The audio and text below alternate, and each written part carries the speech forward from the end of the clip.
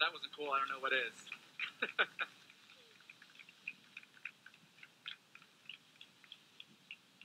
All right, we're really excited to introduce the DJI Inspire 1.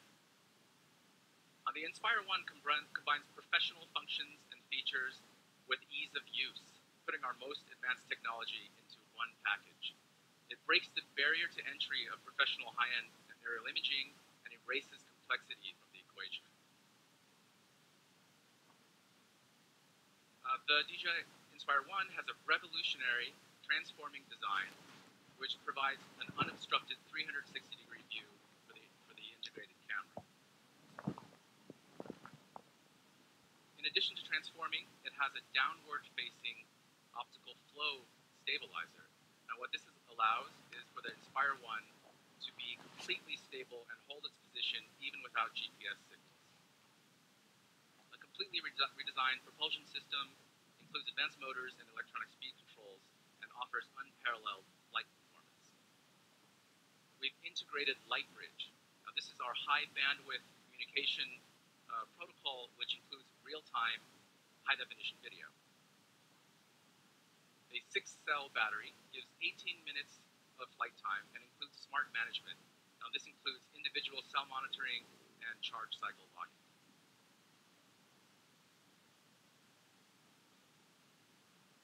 The camera was designed for use in professional applications. It shoots in 4K at multiple frame rates, including 24 and 30p. It takes 12 megapixel stills, supporting Adobe's DNG RAW format. It's a 1/2.3-inch CMOS sensor and includes a 94-degree wide-angle lens, which is rectilinear. It also includes a threaded filter mount for accessories filters like ND filters and polarizers. Of course, the Inspire 1 also includes a 3-axis gimbal for complete camera stabilization in flight, and it offers a full 360 degrees of freedom during rotation. The other thing that's very exciting is that our camera is modular. Now, that means it's easy to replace and easy to upgrade in the future.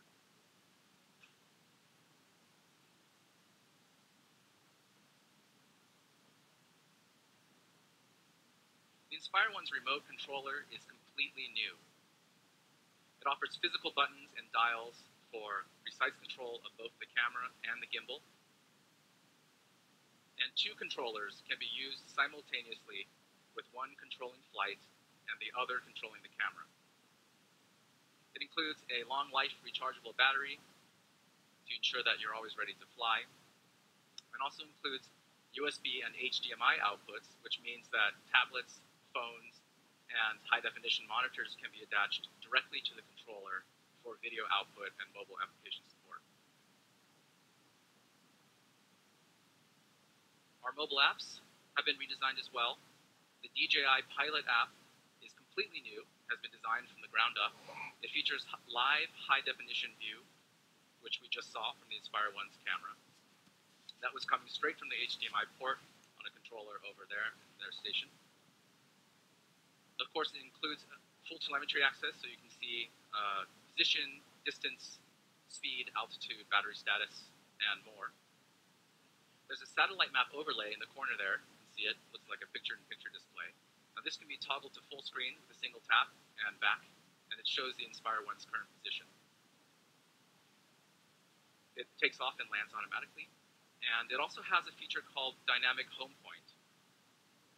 Now, Dynamic Home Point resets the home point of the Inspire 1 to the location of your smart device so that it always comes back to you even if you're on the move. The remote can also be customized via the app for different flying modes. And finally, the battery life indicator now shows even more information. It's fully dynamic and tells you how long it might take for you to get home.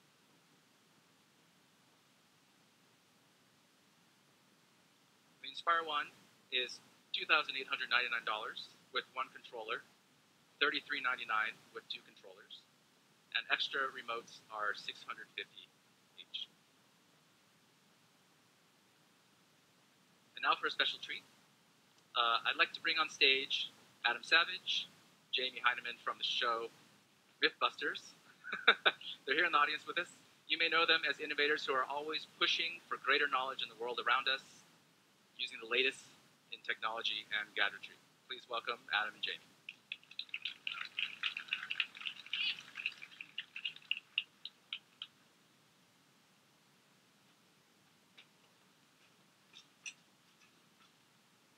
Hey guys.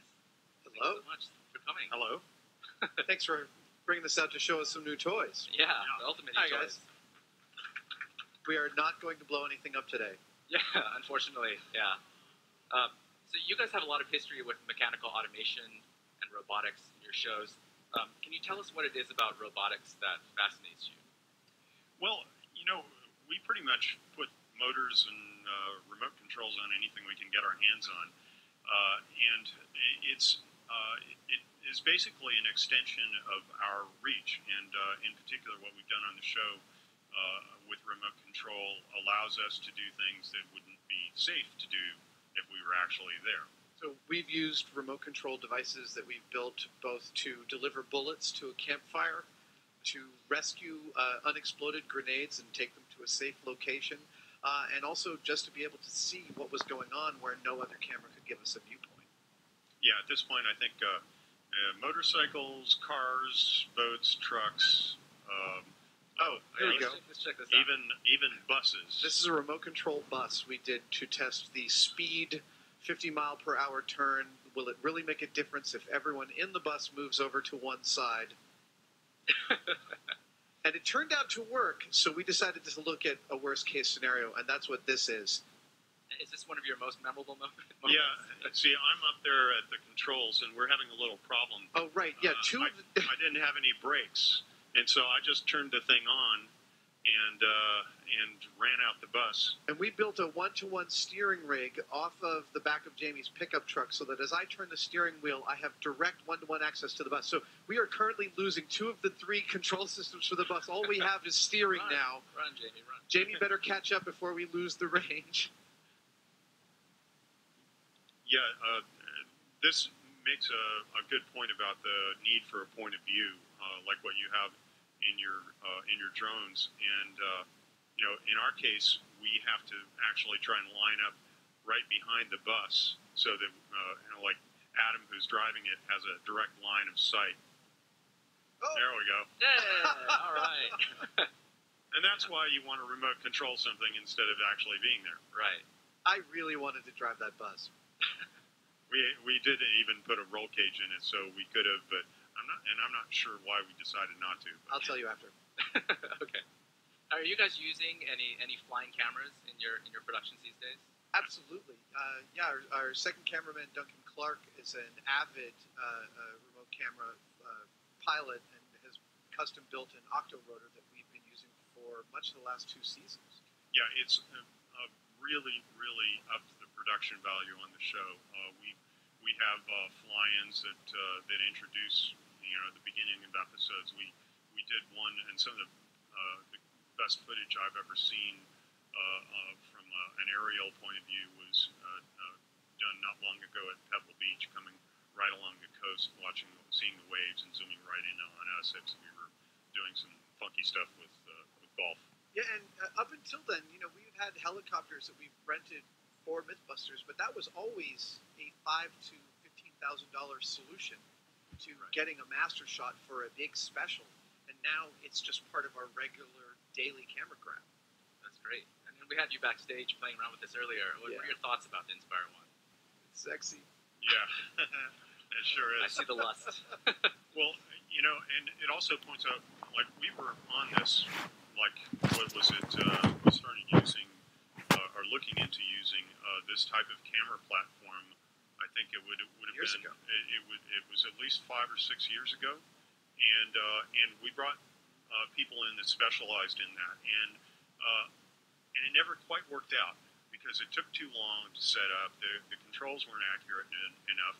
And we were like, well, it was a nice idea at the time, but then, jump to years later, now all the kinds of improvements that these things have, the stabilization, the ease of use, the interface, the ability to, the telemetry and all of that, it makes all the difference for actually being able to apply this in the real world. Well, and also we've been watching our camera crew hack this stuff together. All of the solutions that are on board here has been stuff that our camera guys have been like, oh, okay, I got to get a new controller, I got to get a new video transmitter, I got to get a new this and that, and it's all here now.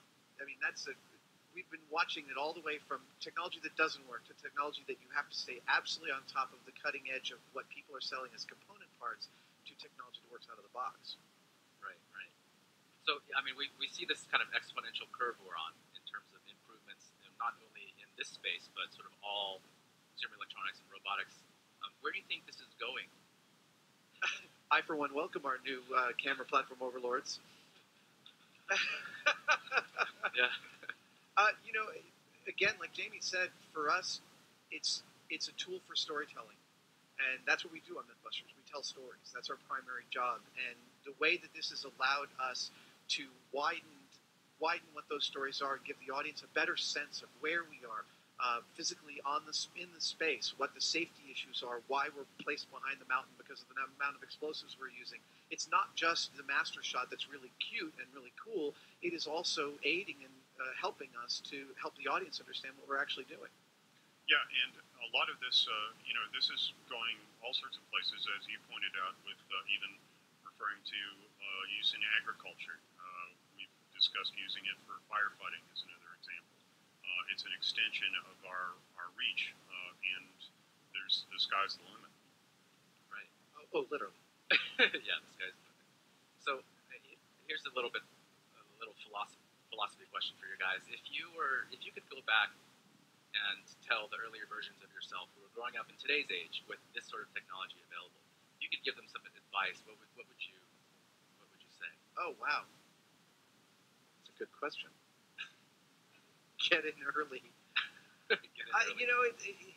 It's an amazing time because of how much hacking of electronics is actually driving innovation and then pushing forward consumer products so that they're so much easier to use.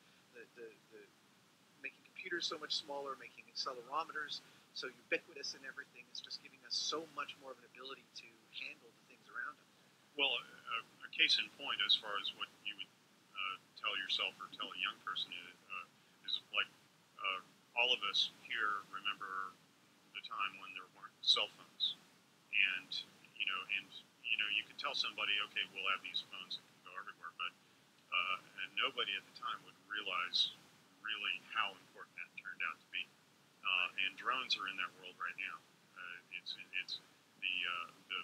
advance in the technology has gone exponential, just like it has with cell phones and things that we would never have thought were possible just even a decade or so ago are commonplace now. Right.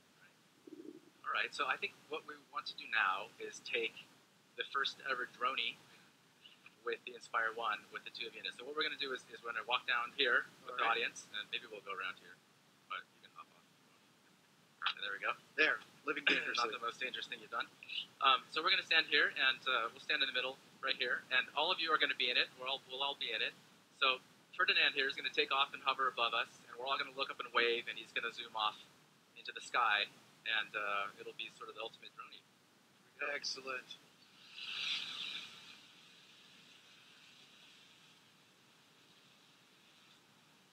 All right. Okay, let us know when you're ready. Okay, everyone wave. Here we go. Oh, he's going to tilt the camera down.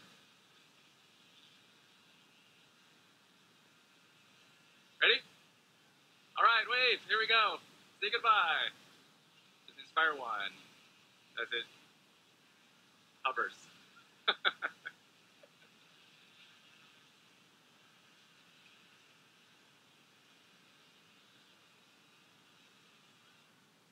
There it goes. All right.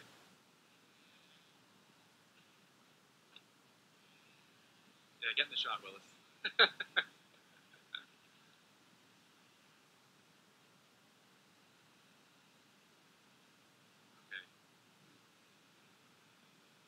Thanks so much for coming, all of you. And Our pleasure.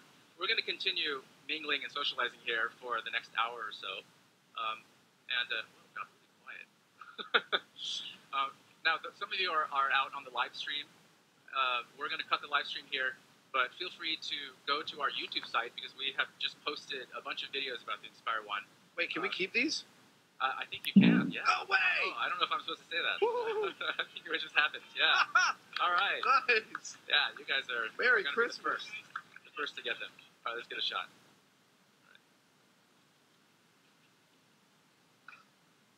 I don't know if they intended to give them to us, but they're committed now. I know. I said it live.